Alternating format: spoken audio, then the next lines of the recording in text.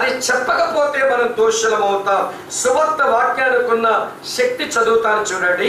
యెషయా గ్రంథం 50 అధ్యాయం 10వ వచనం ఇలా రాసి ఉంది.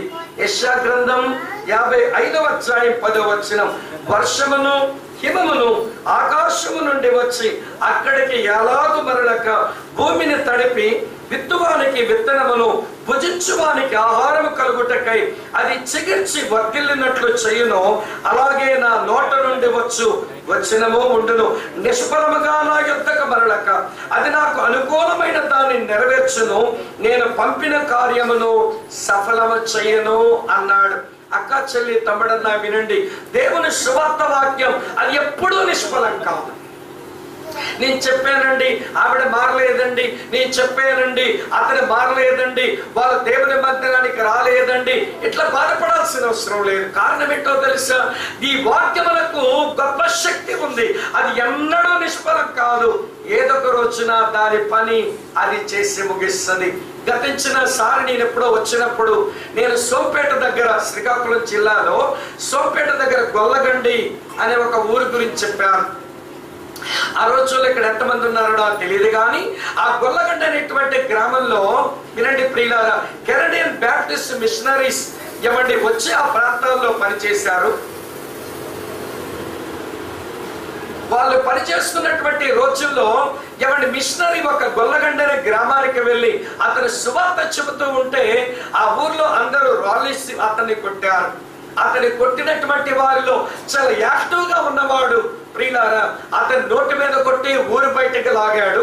ఆ దొర అతని సేవలు ముగించుకొని వెళ్ళిపోయాడు. ఆయన సేవలు ముగించుకొని తన కెనడా దేశానికి తను వెళ్ళిపోయాడు. వెళ్ళిపోయిన తర్వాత ప్రియులారా ఆ గ్రామంలో ఎవరైతే కొట్టారో ఆయనే ఊరికి సర్పంచ్ అయినాడు. ఒక భయంకరమైన సమస్యలో ఆయన పడినప్పుడు ఆ సమస్యలో దేవుని వైపు తిరిగి మారుమనసు పొంది ఆ ఊరందరికీ సువార్తను ఆయనే అందించాడు. ఈరోజు గొల్లగండి గ్రామంలో బహుశా ఉంటే ఇప్పుడు పెరిగితే పెరిగారేమో. నేను ఆ ఊరికి సువార్తకు వెళ్ళినప్పుడు యేసు ప్రభుని ఎరగని ఇల్లు ఒకటి అక్కడ లేదు. వాళ్ళంతా ప్రభు సన్నిధికి వెళతారు, అందరూ దేవుని వాక్యాన్ని వింటారు, అందరూ ప్రభువుని వెంబడిస్తున్నారు, ఒక మంచి ఏమండి బలమైనటువంటి క్రైస్తవ్యాన్ని చేస్తున్నారు. ఇంత సేవ అక్కడ పాని అనే ఒక సేవకుడు సేవ చేస్తుంటే అడిగాను, బ్రదర్ పాని ఇంత గొప్ప సేవ ఎట్లా జరిగిందంటే ఆయన అంటాడు, అన్న నా వల్ల ఏం జరగలేదన్నా, నన్ను ఊరికే సేవకుడిగా పెట్టుకున్నారు, ప్రెసిడెంట్ గారిని అడగండి స్టోరీ చెబుతారనంటే ప్రెసిడెంట్ గారిని అడిగితే చెబుతున్నాడు. నేను చిన్న వయసులో ఉన్నప్పుడు యవన ప్రాయములు ఉన్నప్పుడు ఒక దైవజనుని బాగా కొట్టామండి మా ఊర్లో. అందులో చురుగ్గా ఉండేవాడిని. ఆయన నోటి మీద కొడుతుంటే ఏ మాటలైతే చెప్పాడో, నేను కొన్ని సమస్యల్లో వెళుతున్నప్పుడు విశ్వవాణి రేడియోలో ఆర్ఆర్కే మూర్తి గారు మాట్లాడిన మాటలు, ఆ త్వరగా చెప్పిన మాటలు ఒకేలా అనిపించాయి. ఆ మాటలు నేను విన్నాను, నా జీవితంలో గొప్ప మార్పు వచ్చింది. నెమ్మదిగా నేను నా బంధువులను నా ఇంటి వారిని ప్రభువులో తెచ్చుకున్నాను. క్రమేపీ మా ఊరంతా యేసు ప్రభు వైపు తిరిగారు.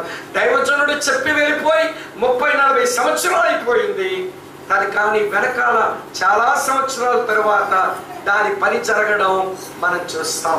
సేవకులారా వినండి, నేను సువార్త చెప్పాను, ఎవడో మారలేదు, వేస్ట్ అయిపోయింది, నా పని వృధా అయిపోయింది, కృంగిపోవాల్సిన అవసరమే లేదు.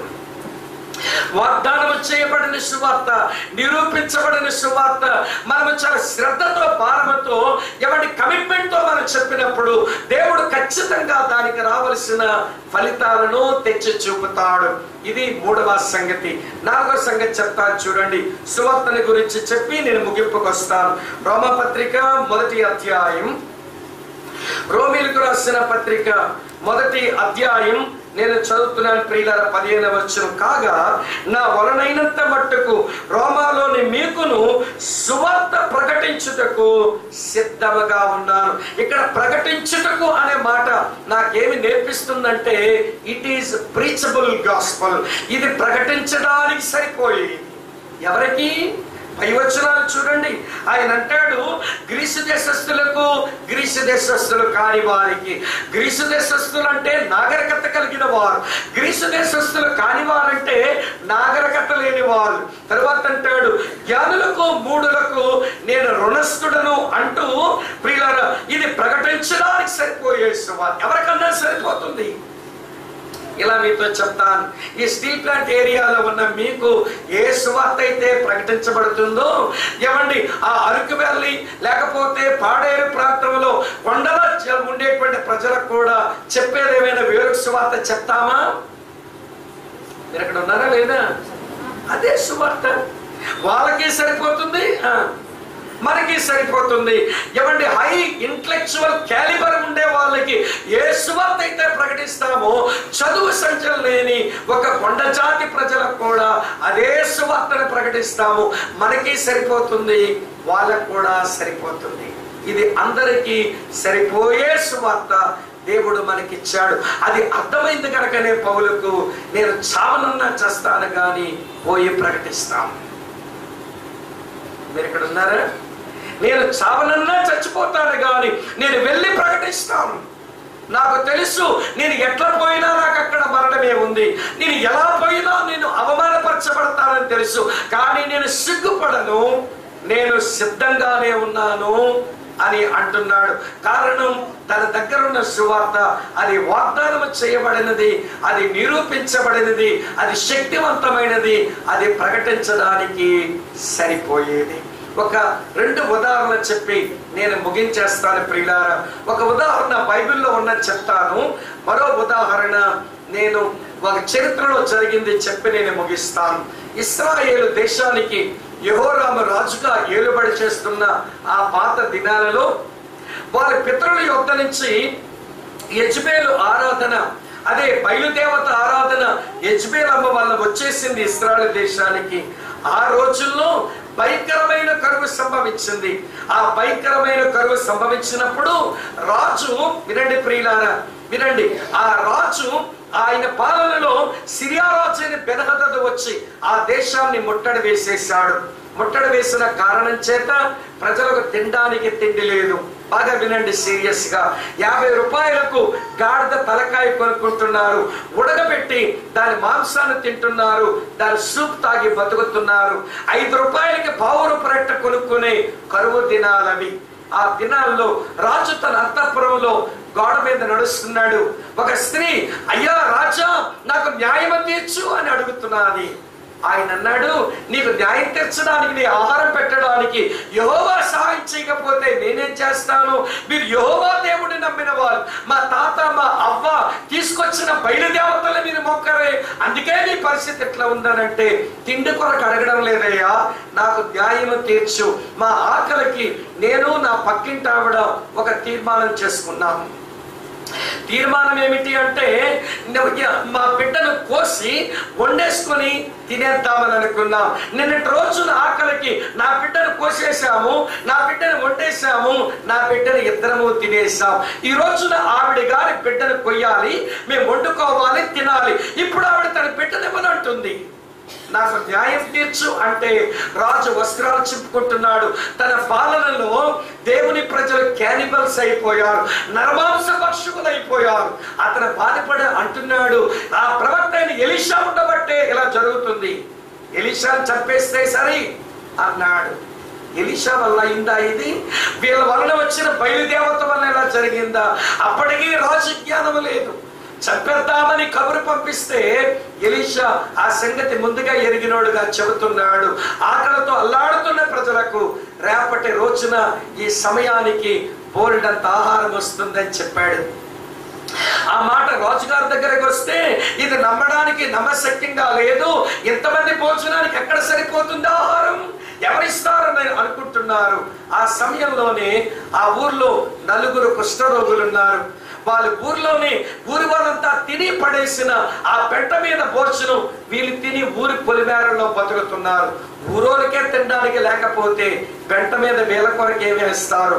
కనుక ఆ 4 కుష్ఠరోగులు అనుకుంటున్నారు, ఈ ప్రజలు పడేసింది తిని బతుకుతాం అనుకున్నాం, వాళ్ళకే లేదు, ఎక్కడుంటే మనం చచ్చిపోయేలాగున్నాం, మనం వెళ్ళిపోదాం ఆ శత్రువుల దగ్గరికి, ఎక్కడున్నా చచ్చిపోతాం, అక్కడున్నా చచ్చిపోతామని శత్రువుల దండుపేటలోకి వచ్చేసరికి దేవుడు శత్రువులకు కలవరం పుట్టించి వాళ్ళు పారిపోయేలా చేస్తే నలుగురు కుష్ఠరోగులు వెళ్ళేసరికి ప్రియులారా, ఆ గుడారంలో భోజనం, ఈ గుడారంలో భోజనం, పొయ్యి మీద ఉడుకుతుంది, ఆల్రెడీ వండింది, ఇవన్నీ చూసి తిని భలే గంతులేసుంటారు.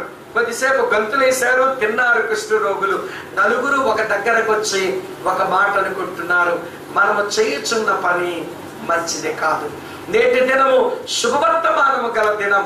మనం ఊరుకొని ఉండనేలా, మనం ఊరుకుంటే ఏదో ఒక కీడు మనకు సంభవిస్తుందేమో, రెండు వెళ్ళి చెబుదా ఊర్లో కనుక్కున్నారు. మీరు ఊహించండి, ఒక మాట చెప్తాను.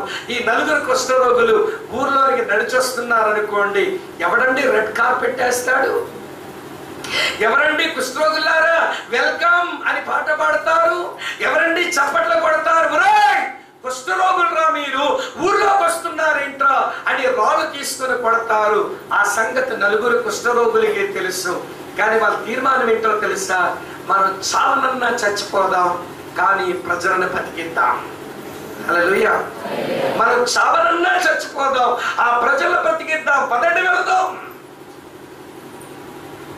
పౌలు యొక్క కమిట్మెంట్ కూడా అదే. నేను రోమా పట్టణానికి వచ్చి నేను చావనన్నా చచ్చిపోతాను, కానీ వినండి, ఇగో మీకు సువార్తతో బ్రతికిస్తాను, వస్తాను, నేను సిగ్గుపడను అంటున్నాడు. ప్రియులారా, ఈ రోజున ఇంత బైబిల్ కలిగి, ఇన్ని ప్రసంగాలు విని, ఇన్ని వర్తమానాలు నేర్చుకొని, మరి ఇన్ని రోజుల క్రైస్తవ్యంలో నీ తోటి వారికి సువార్త చెప్పడానికి మంట లేక బతుకుతున్న మనం ఈ కుష్ఠరోగుల కంటే దౌర్భాగ్యులము కామా? ఇలా మీతో చెప్తాను, ఈ నలుగురు కుష్ఠరోగులకి శరీరానికి కుష్ఠ ఉంది, కానీ వాళ్ళ ఆత్మలకే కుష్ఠ లేదు. కానీ ఇక్కడ కూర్చున్న మనకు మన శరీరానికి కుష్ఠ లేదు, కానీ చెప్పండి, మన ఆత్మలకు బోల్డ్ అంతా కుష్ఠ పట్టేసింది. అందుకని సువార్త పరిచర్య మనకి ఎలాంటిదనంటే, సువార్త పరిచర్య అంటే ఏమనుకుంటారో చెప్పనా? బోర పట్టుకొని, ఏమండి ఆటో వేసుకొని, ఒక వ్యాన్ బుక్ చేసుకొని, గుంపుగా వెళ్ళిపోయి బోర ఊదుకొని, హిందువులు కూడా రెచ్చగొట్టుకొని హల్లెలూయా చెప్పేసాం, వినకపోతే కాలు దులిపేసి వెళ్ళిపోదాం అనుకుంటా. నేను ఒక మాట అడుగుతాను, చెప్పండి, నీ ఇంటి పక్కన ఉన్నోడికి, నీ ఎదురింటున్నోడికి, నీ పక్కింటోడికి ఎప్పుడైనా చెప్పావా? ఊరంబడి వెళ్ళిపోయి చెబుతావు, పక్కింటోడికి ఏం చెప్పావు? ఎక్కడ నీ బతుకు కనబడతాడికి. నేనేమనుకోకపోతే చెప్తాను, ఏమంటే ఒక బ్రదర్ అన్నాడు, ఇట్లా చైనా వారికి సేవ చేయాలని ఉంది అన్నాడు. ఎవరికమ్మా సేవ? చైనా వారికి సేవ చేయాలని ఉందట. మరి నీ పక్కనే చైనా వాళ్ళు, టిబెట్ వాళ్ళు, రగ్గులు, ఏమండి స్వెటర్లు అమ్మడానికి వచ్చారే, మార్కెట్లో ఉన్న నీకు ఎప్పుడైనా చెప్పావా సువార్త? చైనా వెళ్ళి చేస్తాడంట సేవ. ఎక్కడున్న చైనా వాడికి చెప్పడు, ఎక్కడున్న టిబెట్ వాడికి చెప్పడు, ఎక్కడున్నటువంటి నేపాలోడికి చెప్పడు సువార్త, గాని చైనా వెళ్ళి చెబుతాడట. మన వాళ్ళు దౌర్భాగ్యమైన బుద్ధి ఏంటంటే, మేము సువార్తలు వెళ్ళిపోతున్నామండి. చంద్రబాబు నాయుడు బుద్ధి వచ్చింది మనకి. చంద్రబాబు నాయుడు గారు ఏమంటారో తెలుసా? మనం ముందుకు పోతున్నాం వీడు ఎక్కడ పోతున్నాడో తెలియదు, మనకి ఎక్కడ తీసుకెళ్తాడో మనకి తెలియదు. ఆయన నోట్లో వచ్చే మాట అదే, మనం ముందుకు పోతున్నాం అంటారు మన ముఖ్యమంత్రి గారు. ఆయన ఎక్కడికి వెళ్తున్నారో తెలియదు, మనం ఎక్కడ పోతున్నామో తెలియదు. అలాగే మన వాళ్ళు సువార్తకి వెళ్ళిపోతున్నాం,